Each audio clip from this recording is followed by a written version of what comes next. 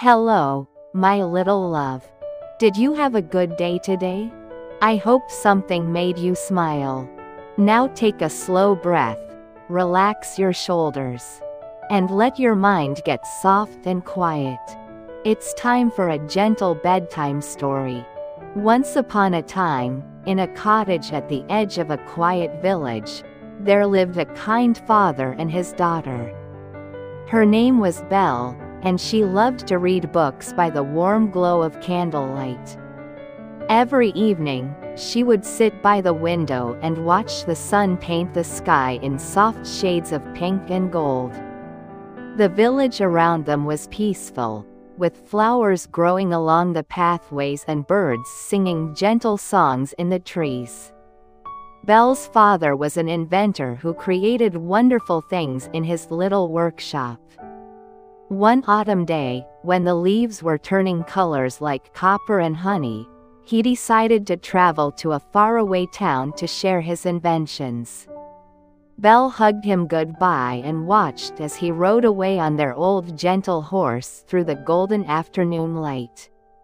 She waved until she could no longer see him, then returned to her books and waited patiently for his return. But the journey took longer than expected. As Belle's father traveled through the forest, the sky grew dim and a soft mist began to curl around the tree trunks. The air grew cool and quiet. His horse walked slowly along the winding path, and soon they realized they had lost their way. The forest was not frightening, just very still and full of shadows that looked like velvet curtains. Then, through the mist, he saw something glowing softly in the distance, warm lights that looked like fireflies dancing. He followed the lights and came upon the most beautiful castle he had ever seen. It stood quiet and tall, with windows glowing like warm amber. The gates opened by themselves with a soft creak, and his horse walked gently inside. Everything was covered in a light blanket of ivy and moss, as if the castle had been sleeping for a very long time. Belle's father stepped down and walked toward the door, which opened slowly, welcoming him into the warmth inside. Inside the castle, everything was silent but not cold. Candles floated gently in the air, casting soft circles of light on the walls. A fire crackled peacefully in a great stone fireplace. There was a table set with warm soup and fresh bread, and though he saw no one, he felt that someone kind must live here. He ate slowly, grateful for the warmth and rest. Then he grew sleepy and found a soft chair by the fire, where he dozed off under the gentle glow of the flames. When morning came, the light outside was pale and silver. Belle's father decided it was time to leave. As he walked through the castle garden, he saw a rose bush covered in the most beautiful roses he had ever seen, deep red and soft as silk. He remembered how much Belle loved roses, and he gently picked one to bring home to her. But the moment he plucked the flower, he heard a low, sad voice behind him. A figure stepped out from the shadows of the garden. It was a beast tall and covered in fur, with kind eyes that looked very tired and very lonely. His voice was soft, though it trembled with sadness. He said that this rose was precious to him, and by taking it, Belle's father had broken the quiet peace of the castle. But the beast was not cruel. He only asked that one of the father's children come to stay at the castle, to keep him company in his loneliness. Belle's father's heart grew heavy, but he nodded slowly and promised to return. When he arrived home, Belle saw the sadness in his eyes. She listened as he told her everything, and without hesitation, she said she would go. Her father tried to say no, but Belle was brave and kind, and she knew in her heart that this was the right thing to do. So together they returned to the castle, and Belle stepped inside while her father rode slowly home, his heart aching, but trusting his daughter's gentle courage. The castle felt different to Belle. It was quiet, yes, but also full of soft mysteries.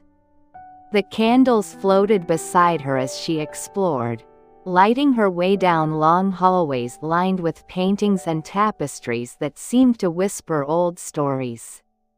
She found a library filled with more books than she had ever seen, shelves that reached up to the ceiling, filled with tales of faraway lands and gentle adventures. Her room was beautiful, with a bed covered in quilts, as soft as clouds, and a window that looked out over a garden where the moonlight made everything glow silver. At dinner that first evening, the Beast appeared. Belle felt a small flutter of nervousness, but when she looked into his eyes, she saw only sadness and a deep, quiet kindness. He spoke gently and asked if she was comfortable. She nodded and thanked him. They sat together in the soft glow of candlelight, and though they did not say much, the silence between them was not unkind. It was simply two lonely hearts beginning to understand each other. Days passed like pages turning in a favorite book. Each morning, Belle would wake to birdsong and soft light filtering through her window. She would spend her time reading in the library, walking through the garden, where roses and lavender grew in wild, beautiful tangles, and painting pictures of the sky as it changed from dawn to dusk. The Beast would join her in the evenings, and slowly, they began to talk. He told her about the castle, about how lonely it had been, and about the magic that had changed him long ago. Belle listened with a kind heart, and she began to see past his appearance to the gentle soul underneath. She learned that he loved music, and so she would play the piano in the great hall while he sat nearby, his eyes closed, letting the notes wash over him like a lullaby. She learned that he loved the garden, and so they would walk together in the golden afternoons, the air filled with the scent of roses and the hum of bees moving slowly from flower to flower. He was careful and kind, always asking if she was happy, always making sure she felt safe and free. One evening, as they sat by the fire, the Beast gave Belle a gift, a magic mirror that could show her anything she wished to see. She looked into it and saw her father, alone in their cottage, looking out the window with sadness in his eyes. Her heart ached with love and worry. The Beast saw her face and understood.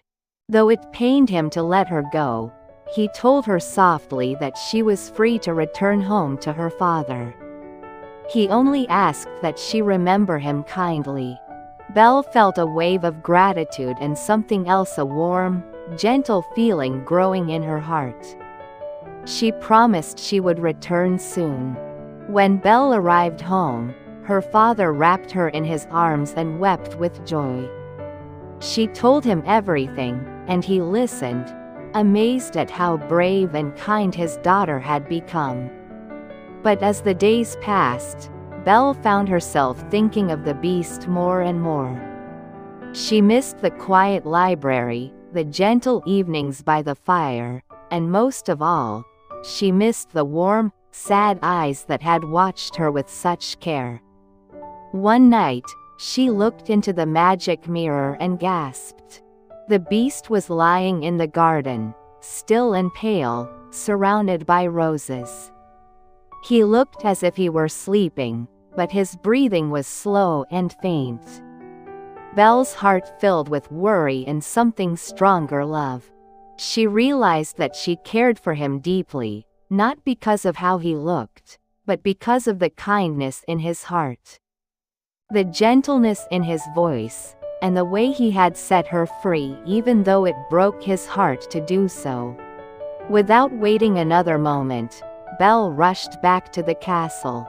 The night was soft and filled with stars, and the forest seemed to open a path for her as she ran. When she reached the garden, she knelt beside the beast and took his great paw in her hands. She whispered that she was sorry, that she had come back, and that she loved him truly and deeply. As her tears fell onto his fur, a warm, golden light began to glow all around them, soft as sunrise. The light grew brighter and brighter, gentle and warm, wrapping around the beast like a blanket woven from starlight. Belle closed her eyes against the glow, and when she opened them again, the beast was gone. In his place stood a young man with kind eyes, the same eyes she had come to love. The magic that had held him had been broken, not by force, but by the gentle power of love and kindness. The castle came alive around them. The candles burned brighter, flowers bloomed in every corner, and soft music seemed to float through the air. The servants who had been hidden by the spell reappeared, laughing and celebrating. Belle and the prince, who was no longer a beast, held each other close, and the garden filled with the sweet scent of roses and the sound of joyful voices.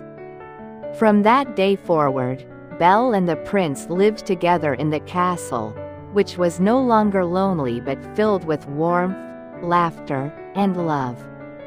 They spent their days reading together in the library, walking through the gardens, and welcoming visitors from the village who came to see the castle that had once seemed so mysterious. Belle's father came to live with them, and he spent his days inventing wonderful things in a new workshop filled with light. The castle became a place where everyone was welcome, where kindness was the greatest magic, and where love grew like roses in the garden, wild, beautiful, and endless. And every evening, as the sun set and painted the sky in shades of lavender and gold, Belle and the prince would sit together by the fire, grateful for the journey that had brought them to each other, and for the love that had transformed everything. You did well today, my little love. Now let your eyes grow heavy, and let the night wrap around you like a soft blanket. Sleep well, sweet dreams, and rest deeply.